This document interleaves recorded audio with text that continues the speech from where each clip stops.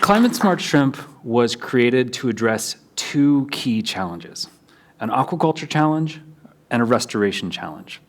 On the restoration side, there's been an enormous amount of mangrove deforestation over the last many decades, and restoring those mangroves is often expensive.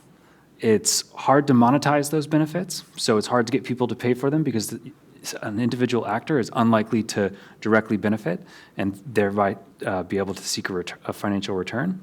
And there's limited parcels of land available for restoration. Coastal areas are highly demanded for lots of different uses, and they're generally some of the most expensive areas within a country. And so restoring lost mangroves is expensive and difficult. On the aquaculture side, demand for shrimp has been growing over the last many decades. And for the most part, the shrimp market is a commodity market where there isn't a lot of differentiation between shrimp from Indonesia, from Ecuador, and from other places. Shrimp is shrimp, and there's a global market and a global market price. In general, that price has been going down because supply has been going up at a rate faster than demand. Farmers, when they see the real price of shrimp going down on a yearly basis, struggle to remain competitive. The price is going down, but their production costs are fixed. They're looking for ways to remain profitable and to be more competitive. The best way to do that is to intensify, and I'll talk a little bit about what that looks like, because I've used that term a lot over the last several days without really describing what it is, and show you some photos. But as they intensify, they, for one, have an increased pollution risk, but two, there's often limitations to access to financing to intensify, and then expertise to intensify without substantial disease risk, which then leads back to financial risk. To put some numbers on this, 40% of mangroves approximately have been lost over the last many decades. Since 2000, the shrimp aquaculture sector has grown by 680% to about 7.2 million metric tons as of 2021. And so even though laws and policies have reduced the rate of deforestation over the last couple of decades, 40% of mangroves remain lost, and all of the ecosystem services and benefits associated with those mangroves remain lost, and it's difficult to finance restoration. So we developed Climate Smart Shrimp as a way to solve both of those problems, to help farmers intensify and make more money, and to help restore mangroves. And so it's about taking a traditional shrimp farm that looks something like this, where you have lots of low productivity ponds, to help the farmer turn it into something that looks like this, where you have the blue boxes there, intensive shrimp ponds, and then the majority of the farm restored to mangroves. And to add a little more detail than I have in the past, intensification can take low productivity ponds, which produce about, say, 0.5 tons per hectare, to an intensive pond where you're producing 50 tons per hectare.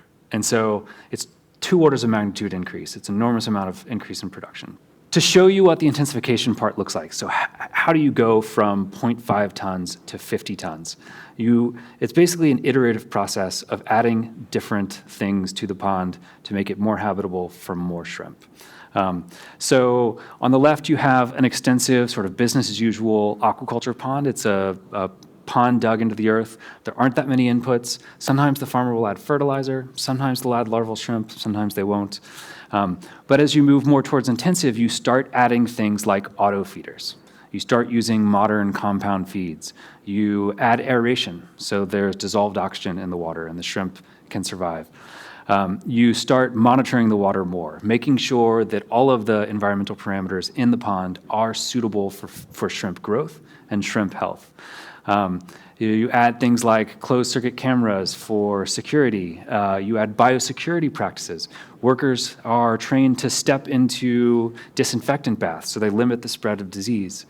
There's a host of different things farmers can do, and it's not necessarily an on-off switch. It's a slow, or it's an iterative path towards intensification. And so these are some photos of what it looks like. This is a traditional or extensive pond.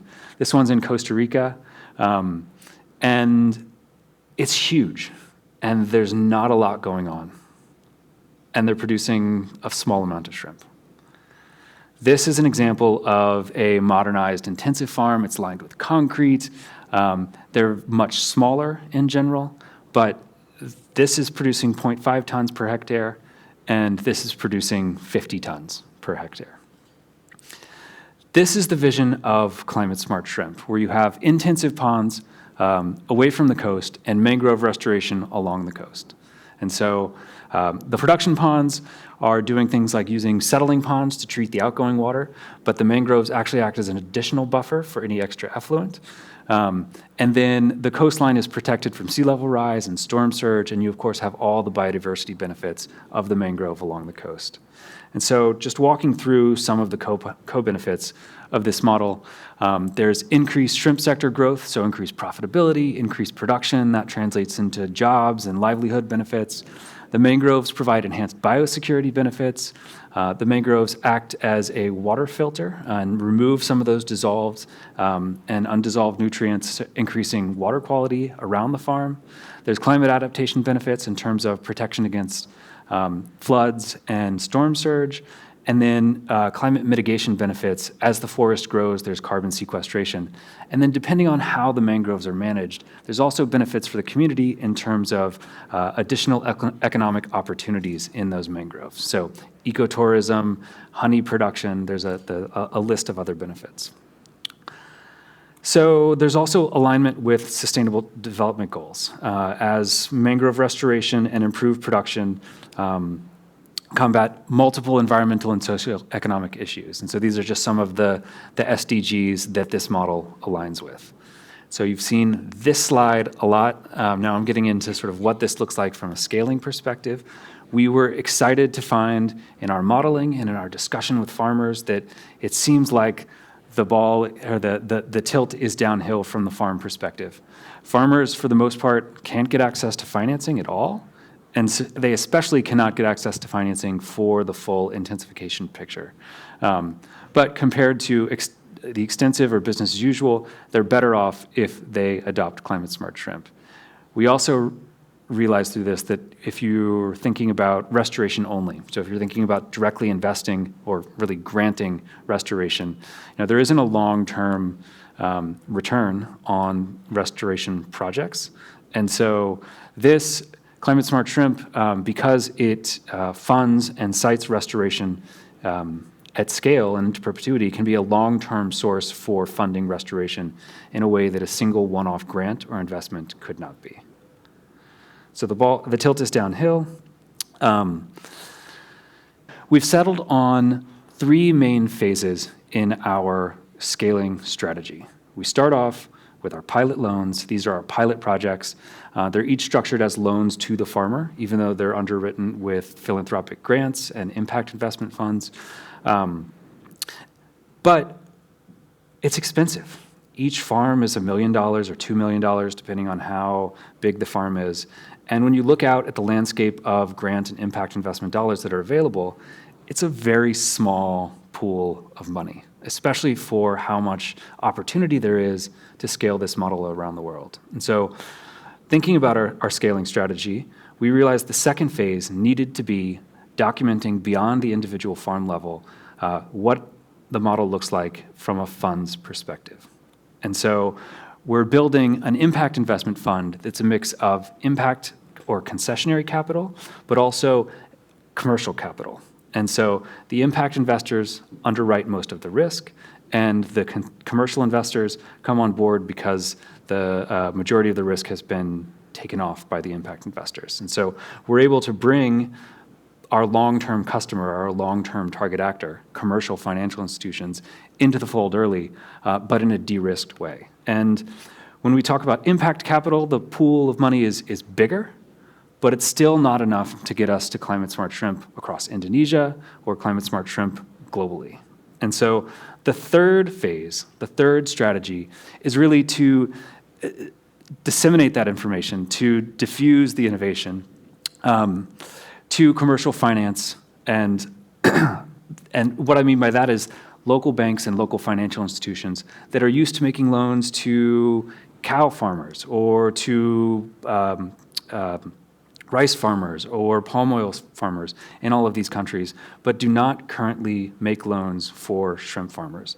And the pool of money available in this tier is much, much larger and is on the scale we need to transition global shrimp aquaculture towards climate smart shrimp.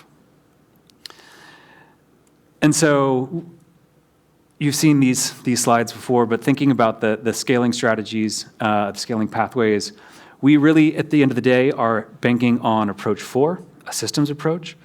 Farmers want to do this, but they don't have access to capital. The enabling condition, finance in the system, is not there. And so we want to get around that. We want to change the system. And we do that by working to document the case to local financial institutions, to bring them along to start making loans to farmers for climate smart shrimp.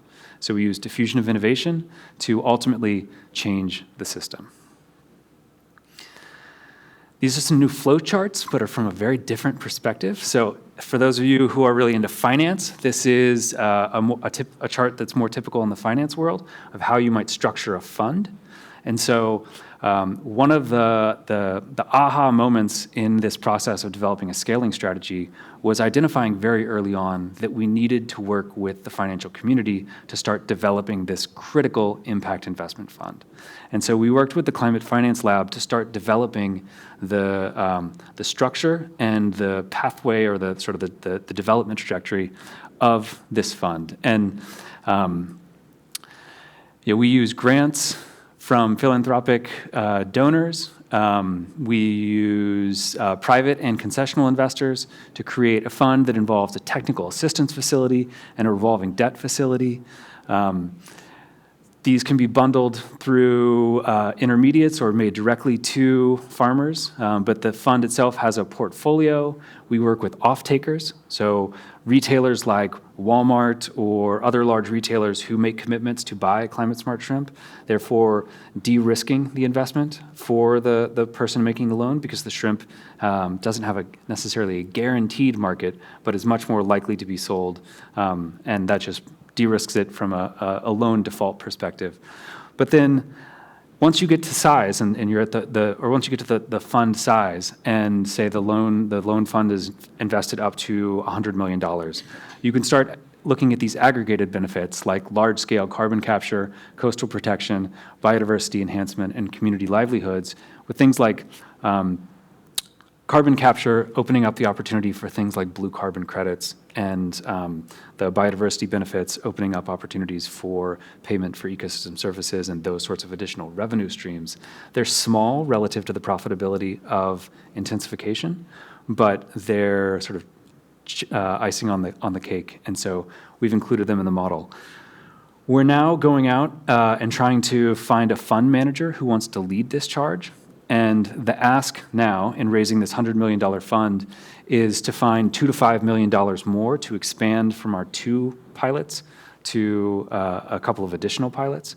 But then once we have more data from the pilots, we are really going to push to raise $5 million in grants for that technical assistance facility, helping farmers intensify the right way. But then $25 million in concessional equity and $70 million in commercial equity. And there's lots of different ratios and flavors to how you might do this, but it's been really powerful working with the Climate Finance Lab and other folks in the financial community to learn the language of how these sorts of deals get made and all of the different ways you can package and structure it. And of course, it will change when we bring in our first anchor investors, or depending on who the fund manager is. But just having this draft on paper has been very powerful in starting conversations with future partners and increasing the clarity in the project. Another thing we've done is to develop a site prioritization tool. So in Indonesia, for example, there's 600,000 hectares of abandoned ponds or low productivity ponds. We can't evaluate 600,000 hectares of potential farms without incurring great expense. So we've worked with a AI company called Thinking Machines based out of Manila to use remotely sensed data to prioritize different sites and build out an entire weighted model to reduce the number of priority sites down to around 20,000 hectares, kind of as our first targets. And that's a much more manageable number. And we're continuing to develop tools like this that help us build out an additional pipeline of potential investments. In general, I would say the process of participating in this network and developing a more detailed scaling strategy has been incredibly valuable in, and I think I said this before, but identifying early on that we need to do much more than just working on our pilots. All of this stuff, all of the additional steps in the scaling strategy have long lead times, and there are things we can do now while we're still developing our pilots that are meaningful and impactful and will save us time and money and will make us more effective in the future.